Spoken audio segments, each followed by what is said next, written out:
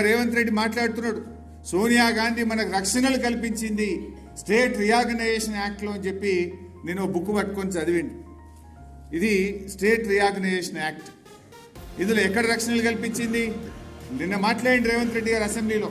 11th షెడ్యూల్లో state reorganisation కమిటీలో ప్రాజెక్టులు చేర్చి పాలమూరు రంగారెడ్డి ఎత్తిపోతల పథకానికి రక్షణ కల్పించింది అని మాట్లాడింది.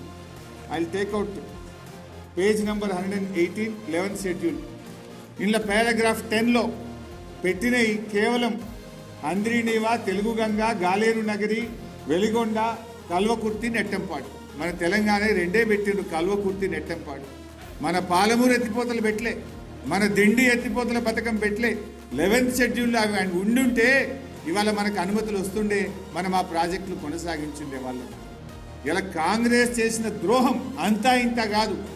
రాష్ట్రాన్ని కలిపింది కాంగ్రెస్, మన విద్యార్థి యువకులను పొట్టన పెట్టుకున్నది కాంగ్రెస్, మన ప్రాజెక్టులను రద్దు చేసింది కాంగ్రెస్.